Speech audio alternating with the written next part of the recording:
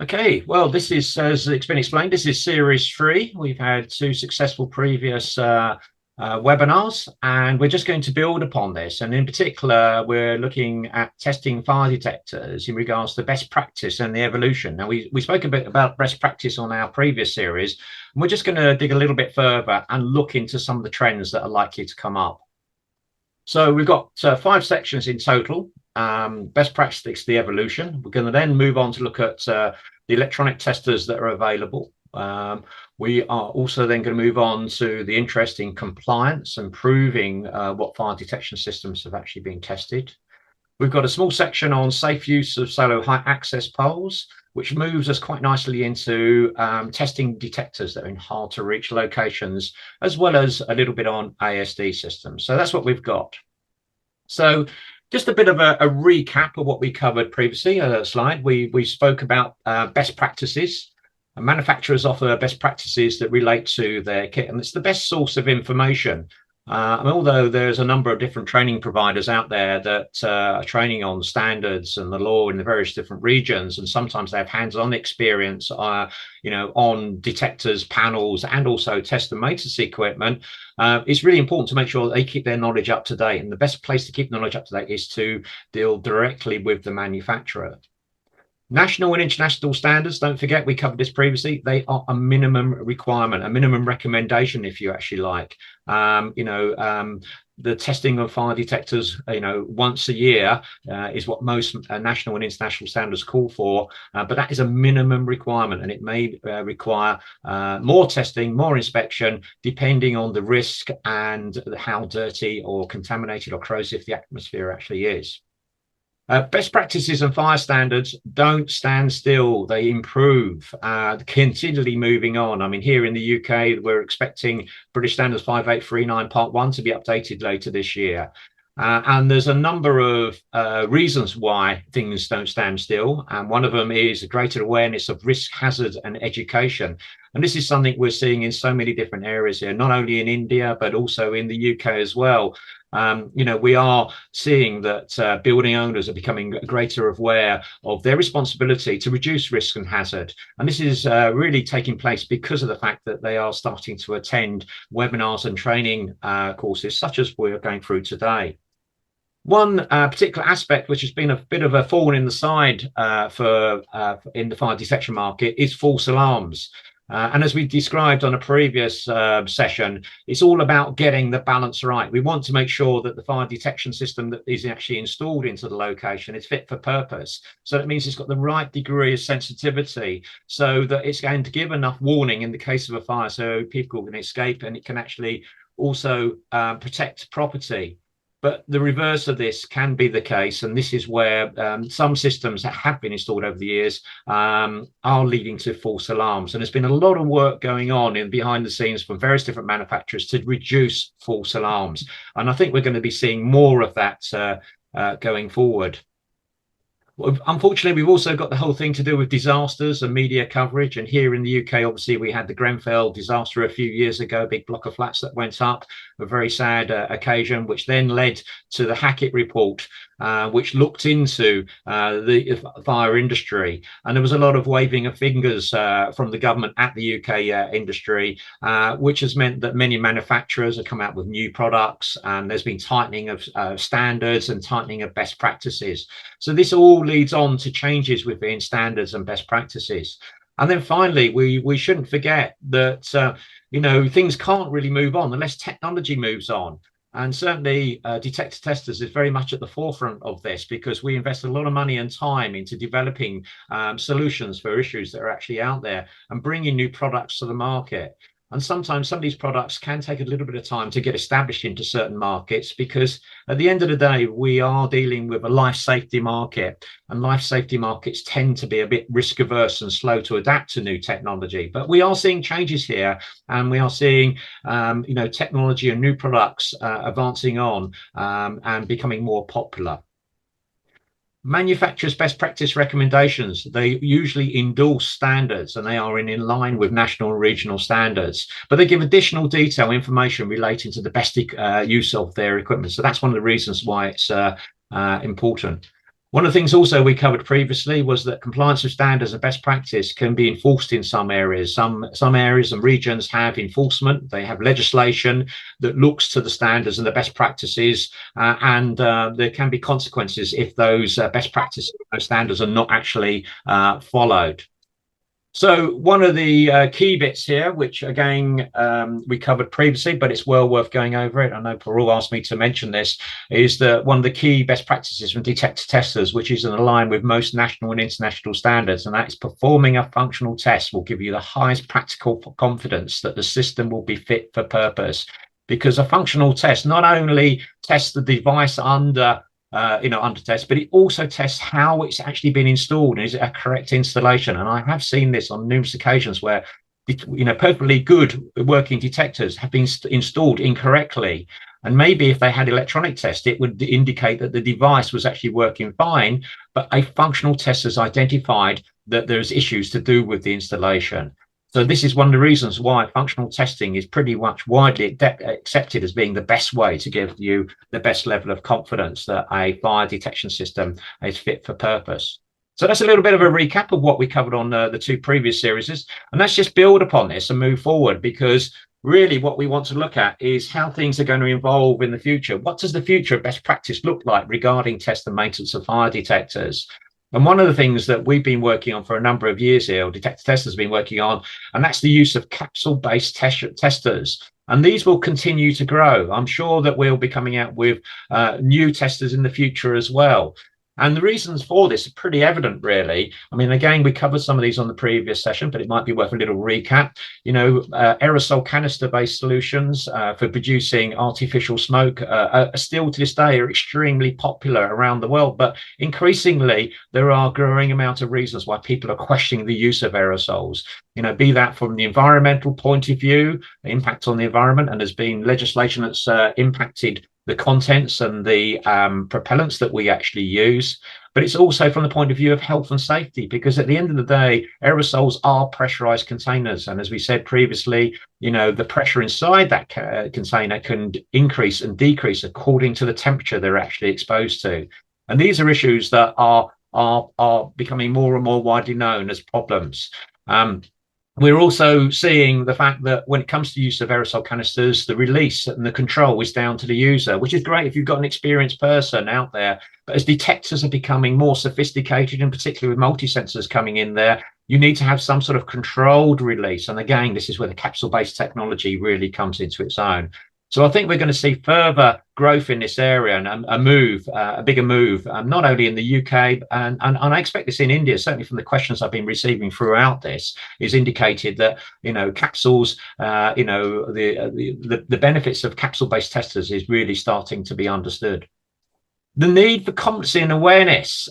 This is absolutely key. It's one thing that you've got the test equipment, but can you prove that you know how to actually to use this? And again, this is something we spoke about previously. And we are seeing big changes here in the UK where a growing awareness for the competency. So one of the common things we're starting to see now is building owners taking more of an interest in this. And they're actually asking their service providers, can you provide the qualifications and the certificates for the engineers that you're sending to site to carry out the maintenance on there? So this is a growth area, and this is in particular is to do with CPD, continuous professional development.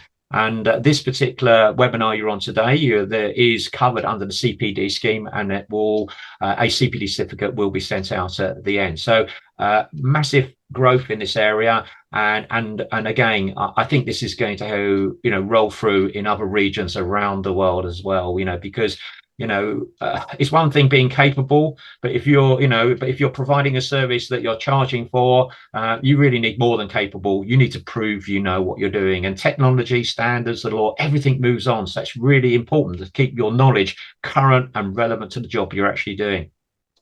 As we said earlier, there's going to be further steps to reduce false alarms. And I think the big thing here is probably we're going to see more and more multi-sensors being installed there, which means it makes it a bit more challenging from the point of view of the engineer that has to actually test them. Another area of growth, and again, we saw a lot of motivation behind this on the back of the Grenfell disaster, was proving that the fire detection system is compliant. Building owners again are becoming aware of their responsibility. They have to document and keep all the documentation in one place. So if things do go wrong, and there is an investigation, they've got the documentation to prove that their fire detection system is fit for purpose. That's to say it's actually been designed correctly, it's been installed correctly, it's been commissioned, and of course maintained regularly in a method that complies with national and regional standards and best practices actually out there. So the fact that building owners are becoming more aware, these are the people that are driving forward the need for compliance or ways of proving what fire detectors have actually been that have been tested. And in certain regions, again, if the legislation is enforced, in some regions there continues to be prosecution, and prosecutions will help to highlight the issue and make the building owners aware, and also those that carry out the maintenance, that perhaps they should look at what they're doing and how they're doing it, and make sure that they are doing it correctly and compliantly. Another area where we're expecting growth, and again, we've seen changes over the recent years, but again, I'm suspecting more, is testing detectors that are in hard to access and locations, as many of these frequently go untested. And this can be the case where they're just not tested and ignored, or for example in some regions, I mean, British standards has what is known as a variation, so it may be all the interested parties, the maintenance provider, the building owner, everything, they write a variation to standard. Well, that's all well and good, but there are solutions actually out there. Again, there has been technology that comes along that enables you to test detectors in hard to access locations, and you really want, if you want to reduce the risks and the hazards, you want to make sure all your detectors are working correctly. And as buildings become more complex, there has been an increase in detectors in hard to access locations. One area we haven't mentioned very much so far on the series, but that's to do with aspirating systems. And aspirating systems are often seen as the pinnacle of fire detection out there, but frequently have had the poorest methods of actually testing them. And what we're looking for here is some sort of safe, repeatable transportation time test. You've got a very sophisticated, very sensitive fire detection system here. And there has been for many years best practices in various different standards and guides that talk about the transportation time test. And for many years, the transportation time test hasn't really been that accurate. In particular, it isn't a very safe thing to carry out because it often involves using a naked flame. And it's not also repeatable. So we'll be looking at that in more detail. Another interesting area, which we've seen slow growth over recent years, is all to do with carbon monoxide. Carbon monoxide life safety has a different level of sensitivity to carbon monoxide for detecting fires. And at one stage, it was very clear, there was a very clear definition. CO life safety was found in residences and homes where there was fossil fuel burning appliances to detect the presence of a toxic gas, whereas CO sensors used in multi-sensor detectors was there to detect the presence of fire. CO in fire detectors, they're out there. They're not out there in huge numbers. Certain manufacturers embrace it and certain installations actually have them, but they are fairly limited. But CO life safety is a growth area because, again, our buildings are evolving and they're becoming increasingly better insulated and sealed. And this means that there is that risk of any presence of a toxic gas from CO leaking into a building, causing health issues or even fatalities. And one of the things we have actually seen now is we're now seeing for the first time multi-sensors designed for installation in commercial buildings which have smoke, heat and CO, and the CO can be configured either for CO fire sensitivity or CO life safety sensitivity. So this is something to be aware of because I suspect we're going to see more of that going forward. So that's a bit about what the best practices of the evolution, how things are likely to evolve. And I can talk about some of our products and how some of our products actually fit in with this evolution. So let's start off with the electronic product. As we mentioned earlier, moving away from aerosol canisters towards capsule-based solutions. And we've been working on this for a number of years. Back in 2007, we launched the Testifire 1000 and 2000, which proved to be a very popular all-in-one tester. And still to this day, these are a very popular tester that's actually out there, mainly because the engineers just have that one test equipment to carry with them. Then after that, we needed to come up with a capsule-based smoke-only tester, and this is where the Solo 365 came out. So this gives maintenance companies the opportunity that perhaps want to have separate testers and don't necessarily want to have the expense of an all-in-one tester. You know, they can have a separate heat tester and a separate capsule-based smoke tester, and that was the whole point behind the Solo 365.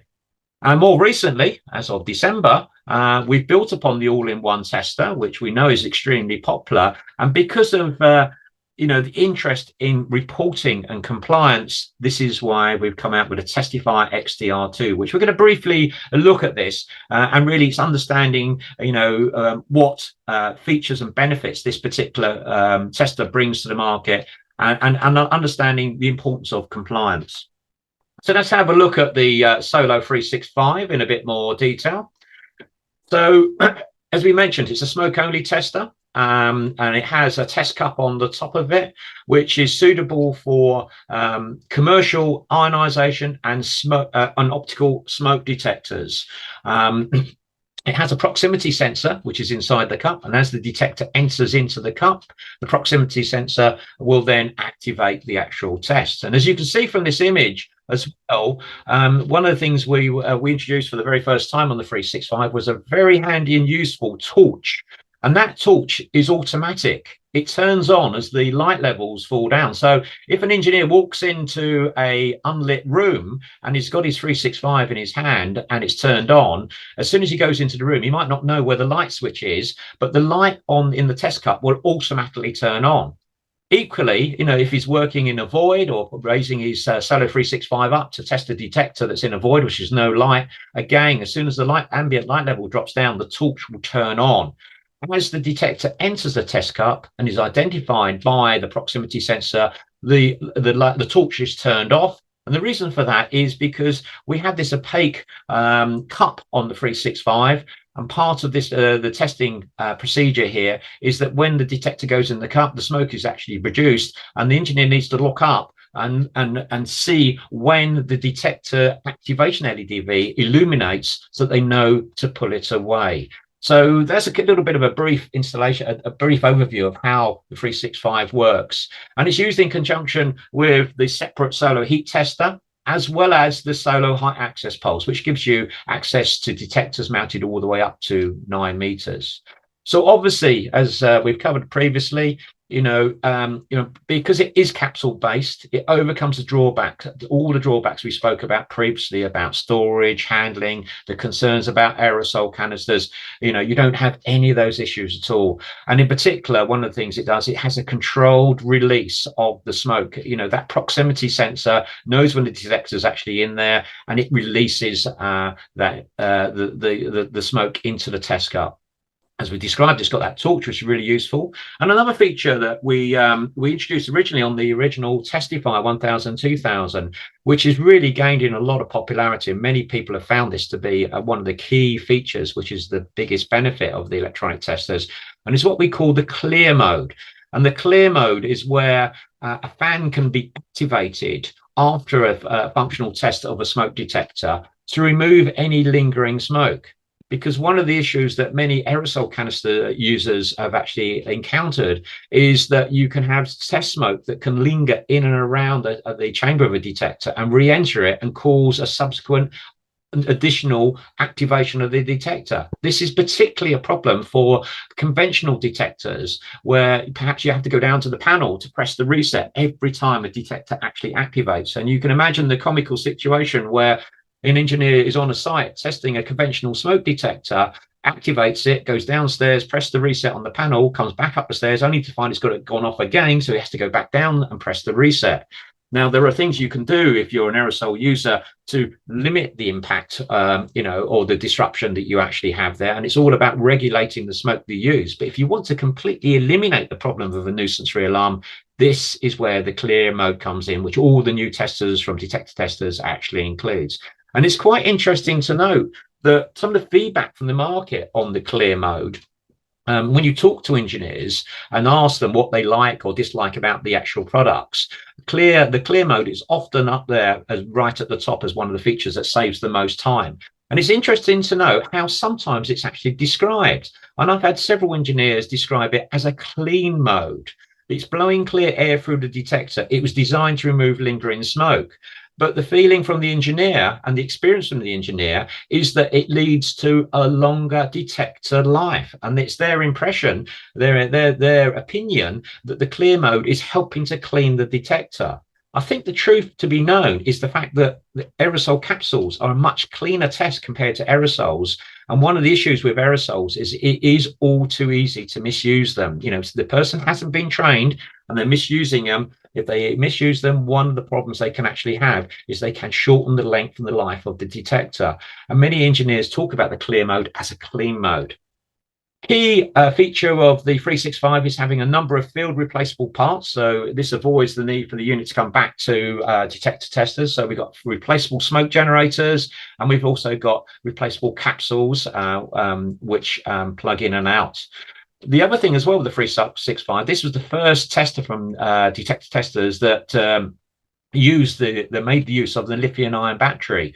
Now, for many years, we've all been very familiar with the big advantages that lithium batteries actually bring, because they're very lightweight, small, and very dense in regards to their actual power they produce. And the tiny little battery that goes into a Solo 365 gives you a very similar performance to our older nickel metal hydride batteries patterns that we use on the separate battery powered heat tester and the older Testifire. But it's significantly smaller. And I think going forward, everybody's now demanding lithium-ion batteries because of the actual advantages that are associated with that.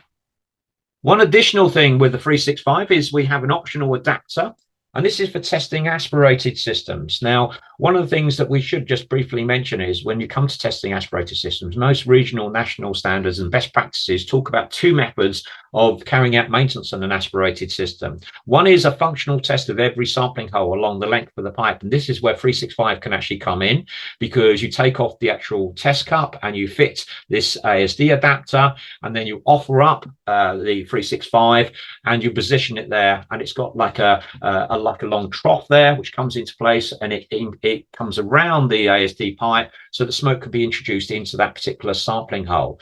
Now, standards and best practice basically say that every sampling hole along the length of that pipe will need to be functionally tested, because it's pretty much the same thing as a point type detector. So this is one method. Now, this method is a very cost-effective method and way of actually testing it. But one of the issues we've got with ASD systems is that they can actually be installed at much higher heights than our solar height access poles can go up to. Sure, you might get people starting to use height access platforms, but they're not necessarily the safest of things to use. And there's a degree of risk and hazard that building owners are now becoming increasingly aware of. So this then brings in the second method of testing, which is a transportation time test, which we'll talk more about later on. So certainly the 365 can do a functional test of each sampling hole along the length of it, as long as you've got good access to that aspirating system. And what it in practice it actually means is that really that ASD system really needs to be mounted at heights of up to about approximately 5 meters. That's what we've had fed back from the market. Is most engineers find that because you're trying to position that tester over a hole that could be 2 or 3 millimeters in diameter, and it can be quite a feat to do that. We should also mention that there are some specialist detectors out there which are a little bit unusual in their design, and one of them is the Apollo Soteria Dimension, and people have actually found that this adapter is very useful for testing that, as well as some of the residential alarms which have got a bigger profile. So it is quite a useful addition to have if you own a 365. So let's have a look at Testifire.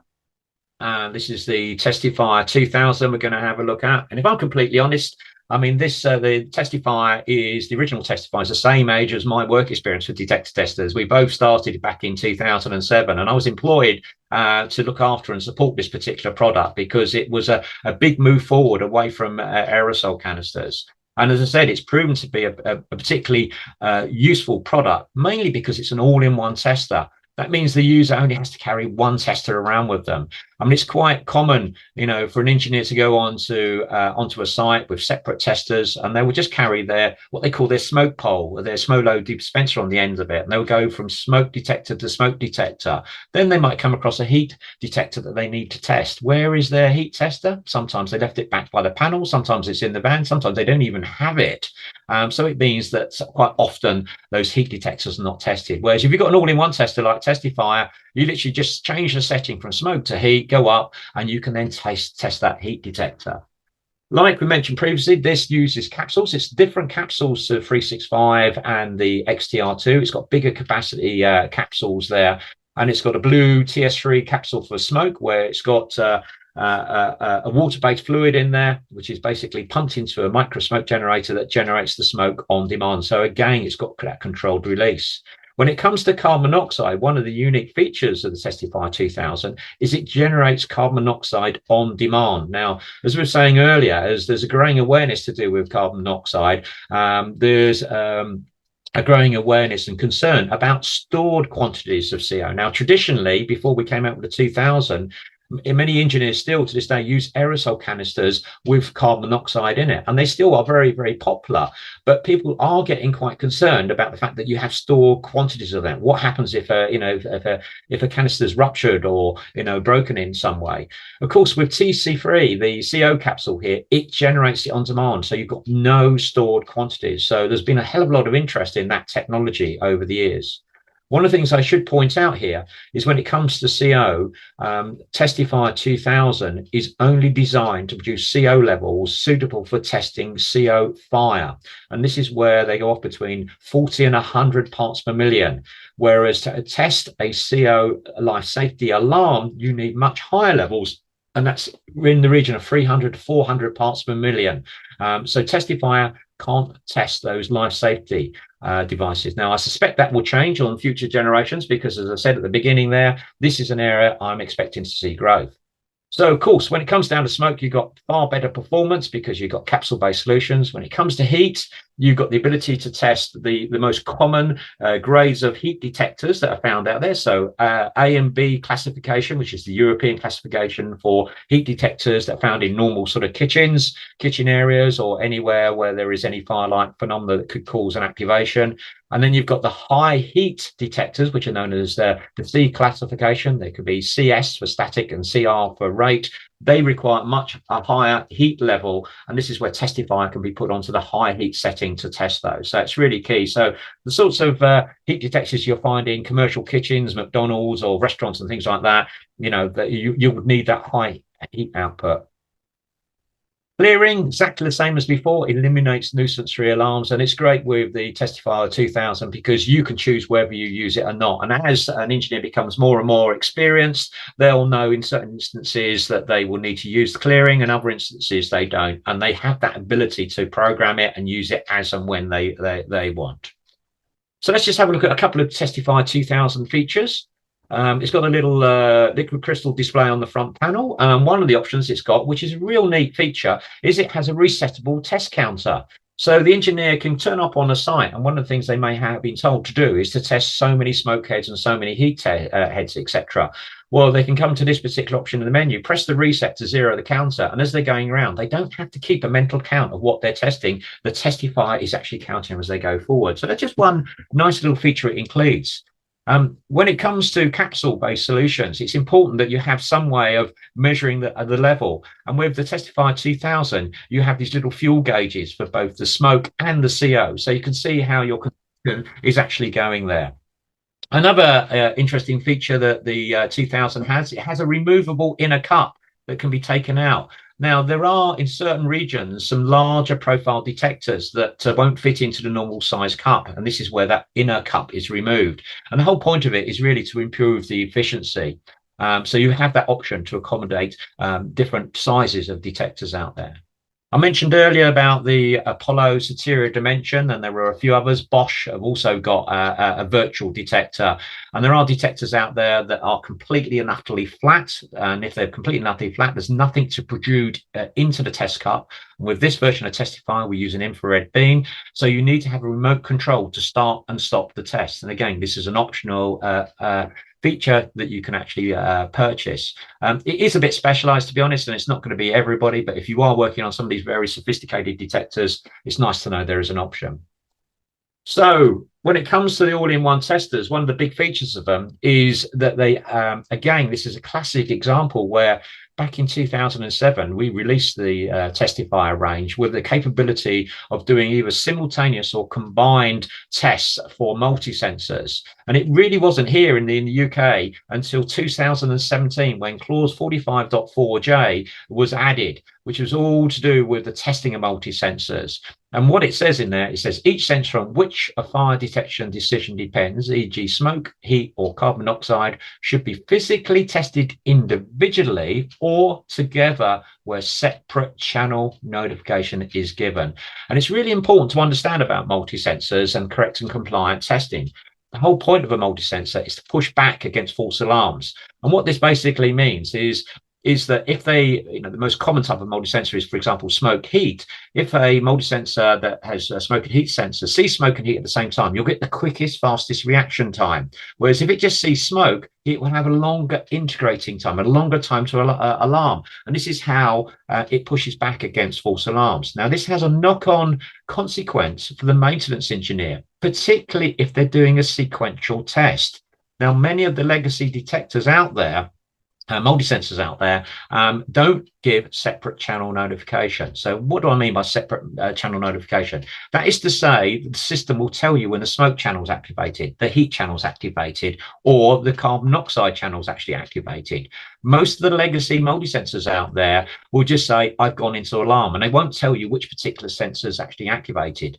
And in that particular instance, with those older multi-sensors, the only compliant way of testing them is to do a sequential test. And that is true that in many cases, you could actually use separate testers. You could use separate solo testers. So you could use your smoke tester to do the smoke channel and a separate heat tester to do the heat channel. But equally, you can do it with the all-in-one testers. You can actually program a sequence. So first of all, it puts smoke in, and then it will actually put heat in. Where the all-in-one testers really come into their own is with the newer generation of multi-sensors that are coming to the market, particularly from many of the closed protocol providers out there, where they do give separate channel notification. Because when you have separate channel notification, you can program Testifire to be into a simultaneous or combination test where it's delivering both smoke and heat at the same time. And this gives you massive, significant time savings on a site. If you think about some multi-sensors, if you do a sequential test, each sensor could take anywhere in the region of 40 seconds to 2 minutes to activate. Whereas if you are able to do a combination test, you'll find that you're testing all the sensors, you're getting the confirmation, and you're doing it in less than 20 seconds. So some big advantages there if you are able to carry out a simultaneous or combined test. Now, just to look at the screen on Testifire, just brought this out of the Testifire training. You can program it. So we've got smoke 1, heat 2. So that's a sequence. So smoke is the first thing that's actually delivered. And then you've got heat. Now that's probably one of the most common programs that you would use for most multi-sensors. If you're lucky enough to work on some of the more sophisticated multi-sensors like the closed protocol and some of the more modern ones, again, if we look to Apollo, which is a very popular brand, they have their new Soteria multi-sensor where they have their core protocol, and that supports separate channel notification. So you can put it into a simultaneous or combined test, and this is where we've got smoke 1, heat 1, and that will activate the detector in the quickest compliant way. So just briefly, I've got a little video here just to show you. Okay, so we're just pressing the enter key alongside smoke to program smoke. So I've got smoke 1, I'm going down to heat, pressing the tick, and that's got 2. So that's going to be a sequential test, smoke followed by heat. So this is an Apollo detector, which is entering the detector. Can you notice that left-hand LED showing blue? That's smoke. You're waiting for it to activate. As soon as you activate, you just pull away slightly, and then you wait for that left-hand LED to change color from blue to red, and then you can go back up and you're now doing the heat sensor on there. The right-hand LED goes to that fast green flash just to indicate it's doing something. It has a slow green flash when there's nothing in the actual test cup. In the same way, if we look at the simultaneous test, very subtle difference here. So pressing the tick alongside smoke again, going down to heat, pressing the tick exactly the same as before, and you've got smoke 1, and then here you have heat 2. But if you press the tick again, notice that it's actually changing heat to 1. And notice that left-hand LED is red-blue. Now, I have to point out straight away, this isn't a compliant test for this particular detector, because this particular one doesn't have separate channel output. But you notice that left-hand LED is flashing red-blue to indicate it's delivering both smoke and heat at the same time. Programs can be cancelled just by pressing the cross, and that puts everything back to normal. So it's just a little insight into it. Now, I mentioned earlier about carbon monoxide, and again, it's really important to understand the difference between where carbon monoxide sensors are actually used. They are used in fire detectors, particularly in multi-sensors in commercial systems, and they are also increasingly finding their way into residential alarms, which again are gaining popularity in certain regions. But the big area where the biggest growth is carbon monoxide sensors are being found in life safety alarms. And this is a real growth area at the moment. Now, historically, this has always been residential properties, but increasingly we're now starting to see this pop up in commercial property. So anywhere where there's fossil fuel burning appliance that could emit this toxic poisonous gas, you may have the requirement to detect the level of CO. I should also mention that CO sensors are used in car park ventilation systems, which is a bit more specialized area. So as I said before, you can use the Testifire 2000 and generate CO on demand with the CC3, or you could use our aerosol canisters. The bit to understand here is that the activation level of carbon monoxide sensors in fire detectors is 40 to 100 parts per million. So they're fairly easy to activate. There isn't a problem there. One of the things you need to be aware of, all of our testers have a test cup with bellows or membrane. The whole point of that is to generate a test environment and to seal with the bellows around the detector to keep the stimulus in and to speed up the test time. Now, anytime any air gets in or there isn't a perfect seal around the detector under test, you will potentially get longer times to alarm. And it's worth knowing that carbon monoxide is the quickest of the free stimulus to actually dilute.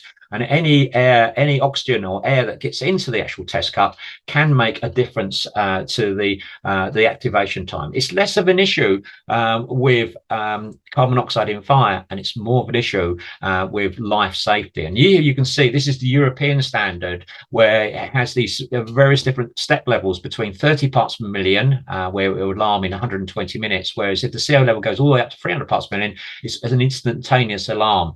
The American standard is very similar, but it just goes up a little bit further to 400 parts per million. And again, it's just being aware they are different devices, but increasingly now we're seeing them the two merging together. And if we look at what's happened elsewhere in the world, the American standards, for example, they had NFPA 72 and they had NFPA 720, which was carbon monoxide. And back in 2019, the two were combined. So carbon monoxide life safety is now within the actual American standard. And if we look at products available on the market, the disruptive product is the cheeky detector, the ACT detector. That's a multi-sensor detector.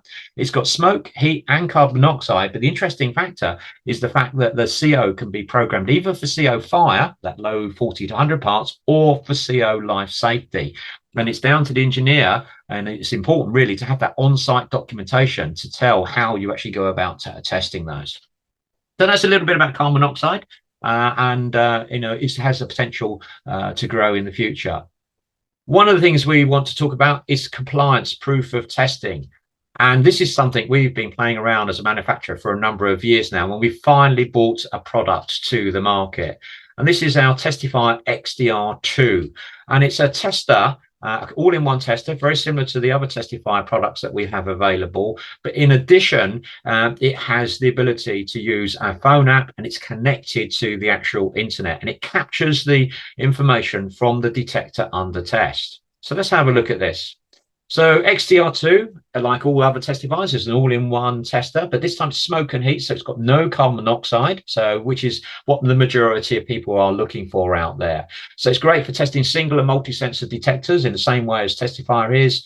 Exactly the same. It's got 2 heat settings, so you can test the lower heat activation, the A and the B, and the C classification. We've moved on a bit from that liquid crystal display, and then everybody's so used to touch screens now, so the interface is now a touch screen. It does include that clearing, all-important clearing function, so remove any lingering smoke to stop nuisance re-alarms, and to cut out any delay that the maintenance engineer, could encounter if they didn't have a clearing mode. In the same way, we knew we got such good feedback about the torch in the 365. We've now included that into the XTR2 as well. It works exactly the same way. But what we've done now is we've added additional functionality to it where it will automatically generate test reports. It reads the detector's activation LED. Now, one of the things you may see by looking at the image there, which makes XTR2 stand out from our other testers, for the very first time, we've got a completely black test cup. Previously, all our test cups were opaque or clear, so the engineer could look up to see the LED on the detector to see when it's actually activated. Well, with XTR2, there's no need to do that anymore because in the bottom of the XTR2 test cup are LED readers. There's a number of readers around the bottom of that cup, and it will read the response from the detector once it actually activates. And then from the XTR2, it will send information down to the engineer's phone. Now, the engineer has to have a phone which is connected to the internet, and they also need to have the appropriate detector testers app. And what it means is that as the engineer goes around, they're collecting all the evidence of what was actually tested. And this is absolutely what is being requested at the moment. So when it comes to the app, it's Android or Mac or the iOS support.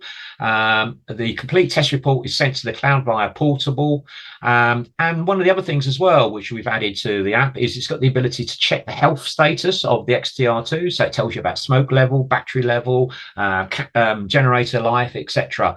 So it's got a lot of information that's actually built in there. And there's also access to the event log on the unit as well, which can be useful when it comes to anybody that needs support for their particular product. So these auto-generated reports include the location of the site, because it's using the geo data from the phone, the details of the detector, the result and time of each test, the date of the test, and the name of the engineer. All this information is collected and accumulated in a report, which can be sent to the building owner. And this is one of the things that building owners are actually being, asking for. So a quick look at the app on the phone there.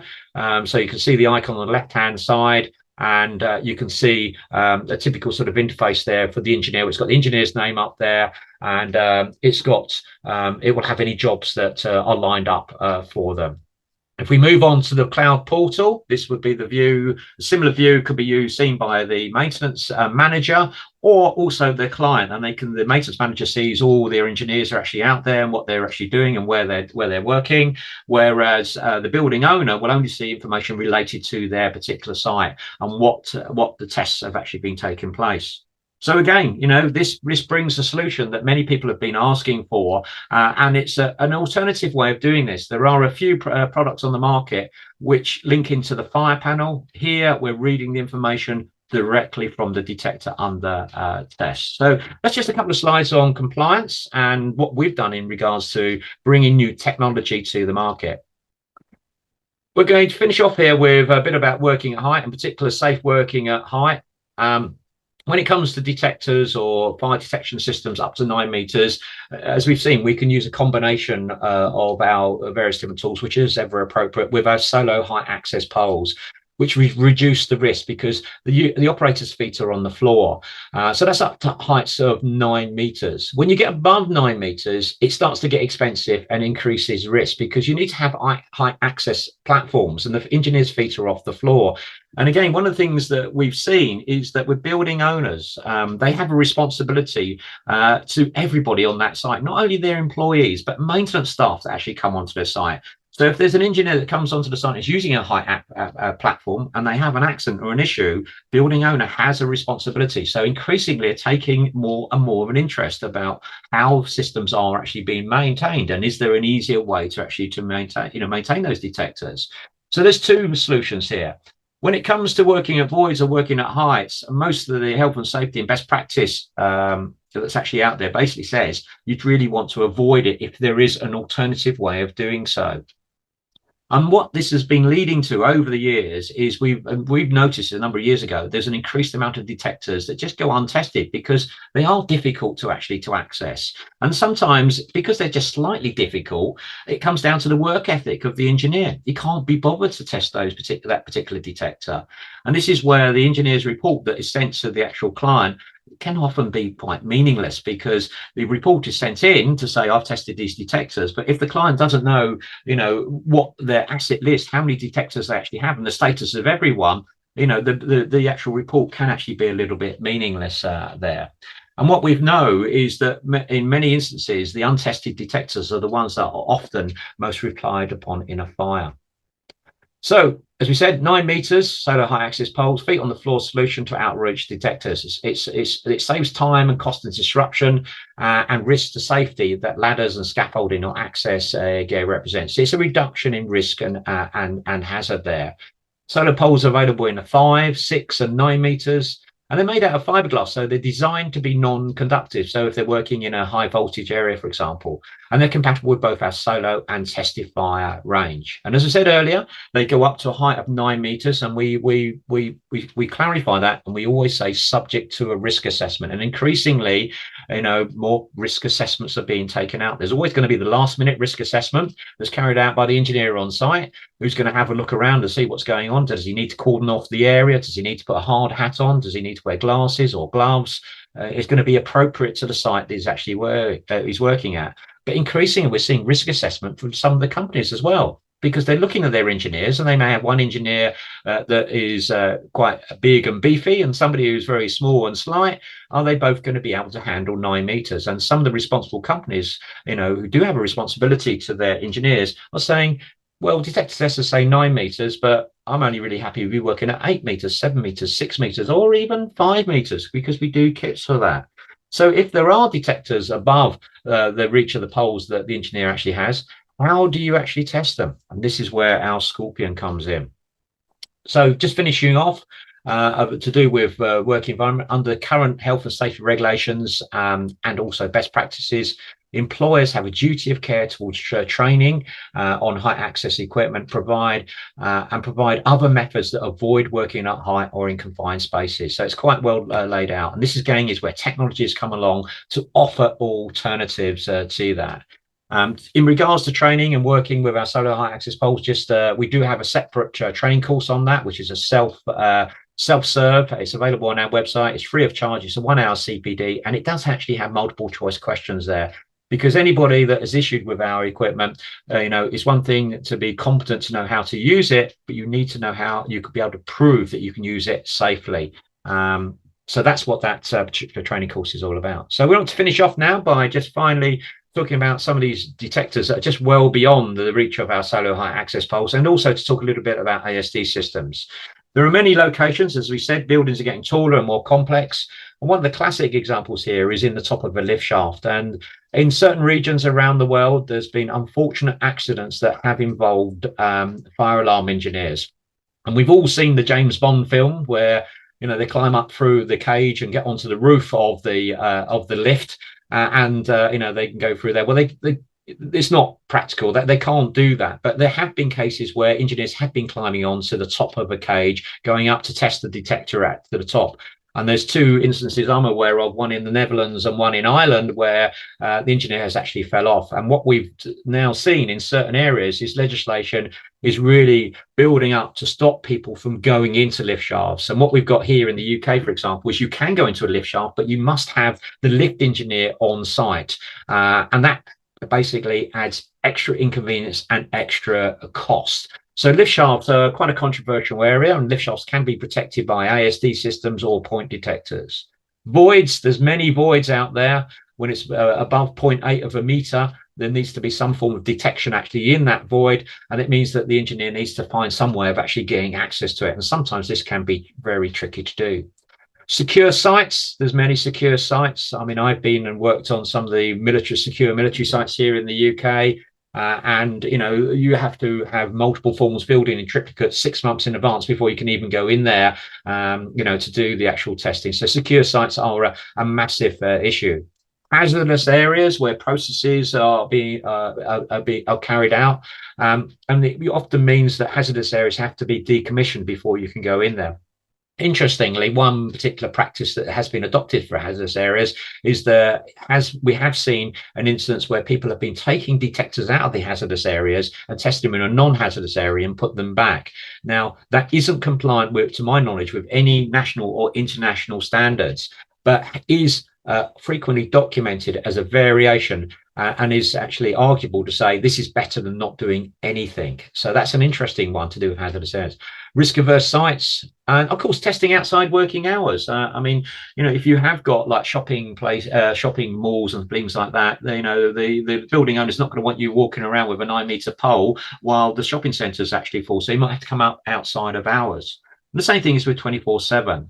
And all these areas can be protected not only by smoke point detectors, but an aspirating system. So these are just some of the examples of where problems can encounter. And what we did a number of years ago is we came out with two fixed testers in the Scorpion range. This is the Scorpion Point, which is, as you can see, connected and wired in and attached alongside the point detector.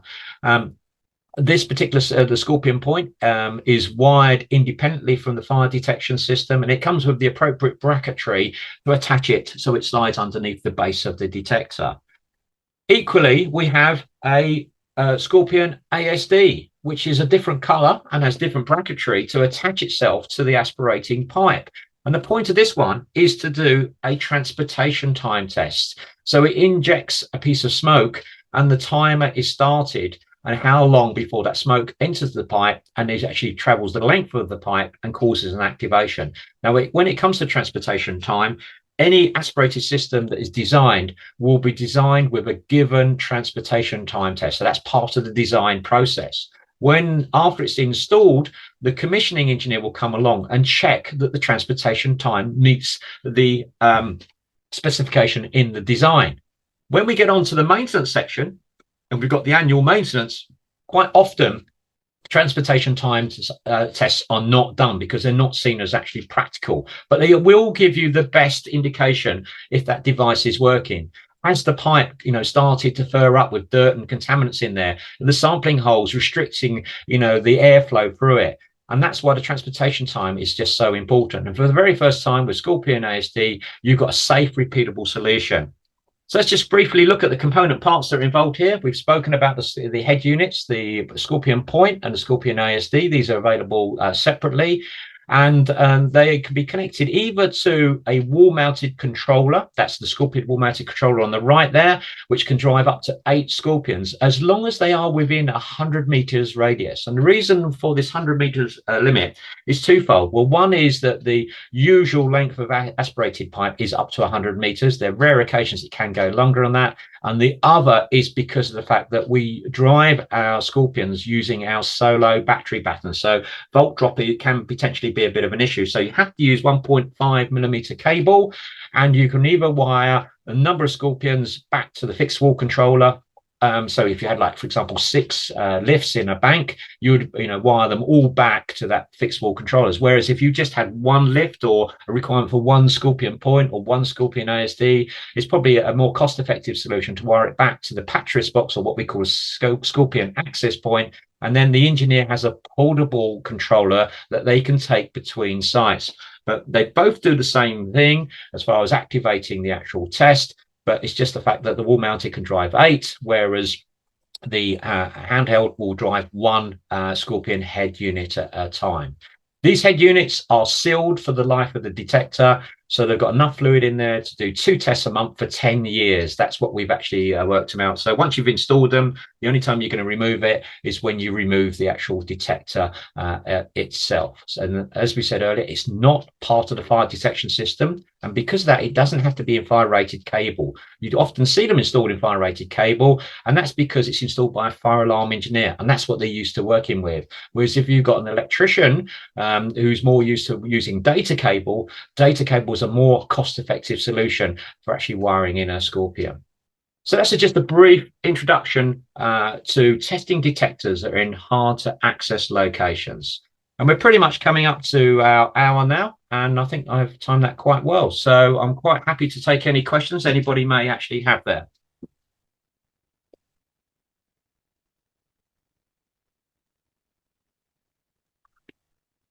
Yeah, Lakshmi. Yeah, Parul, would you be taking it or how it is? Paul is going to answer the question. So I think I see one question which says, "Hi Paul, can you use the same smoke cartridge for the Solo 365 and the XTR2?" Yeah, great question. Thank you for that, Paldi. The capsule cartridge is the one and the same thing.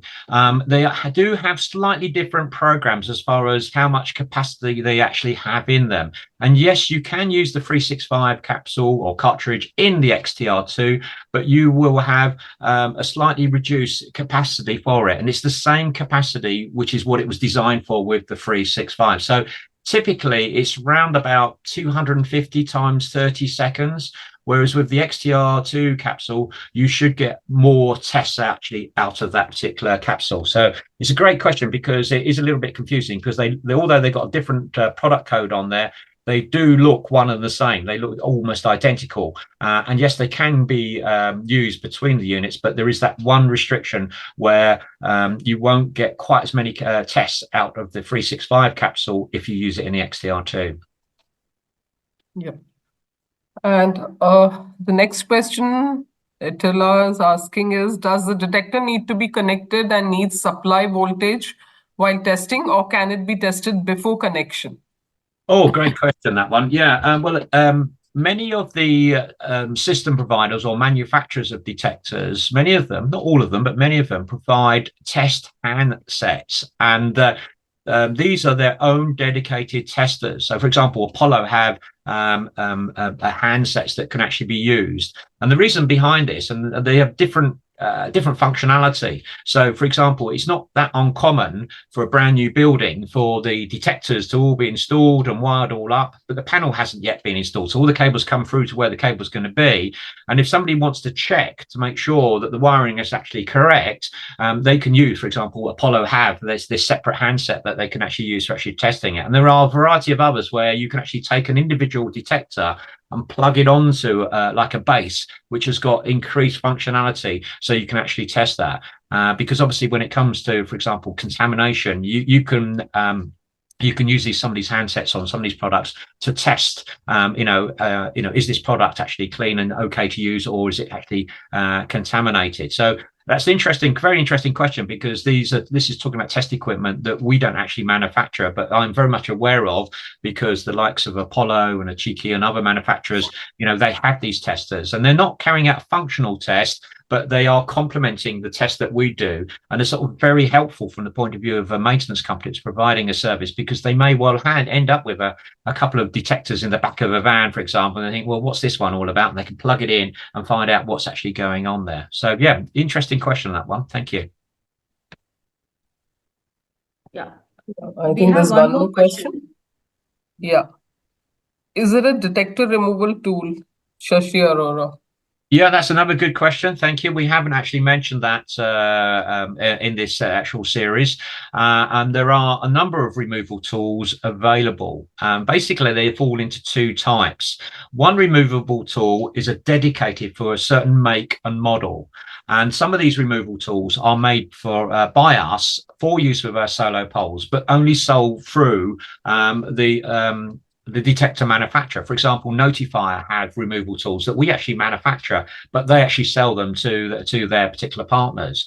There are a few others out there that have been made by by companies themselves, which again, they've made them to attach. But all of these are dedicated removal tools for certain makes and models of detector. What we make, and is available to everybody, is we make the Solo 200, which is a universal removal tool. And the idea here is that when it comes to the removal of commercial fire detectors, they all basically work in the same way. They're all fitted on a quarter turn bayonet. So literally by turning them by a quarter of a turn, you can then easily actually remove them. And with our Solo 200, it's got these adjustable drawers, which are covered in a soft rubber, which you can adjust for the different diameters, because they all vary in size from the different makes and models. And then by gently doing a quarter turn, you can then actually remove it.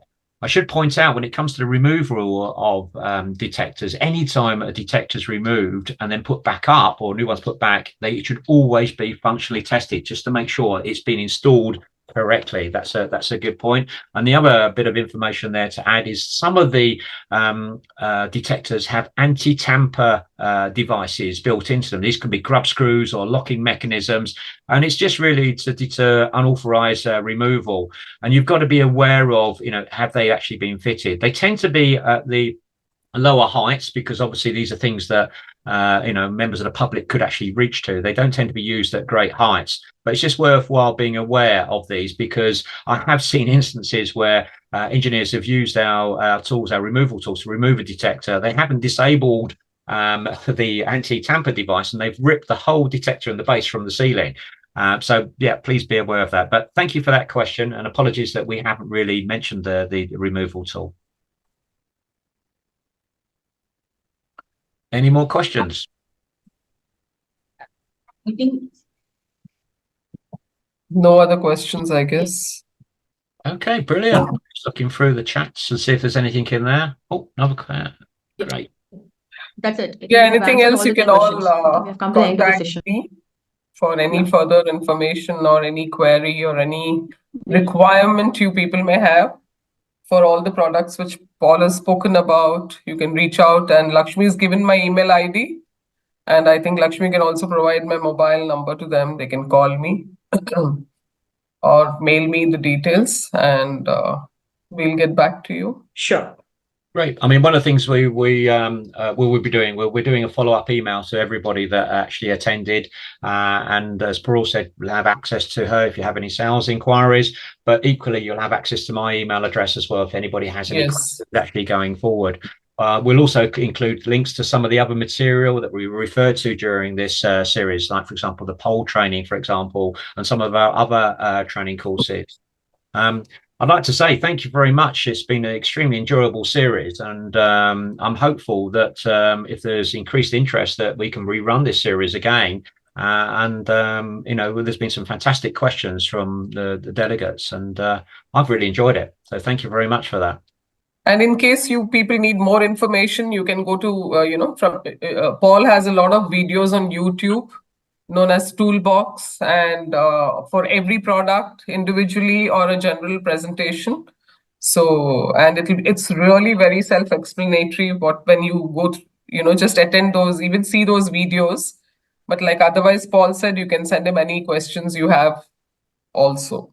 And thank you very much, Paul, for a wonderful presentation. Thank you very much. Shall I stop sharing my screen? Have you got anything else? Okay, let me just I'll just stop sharing. Here we go. Okay.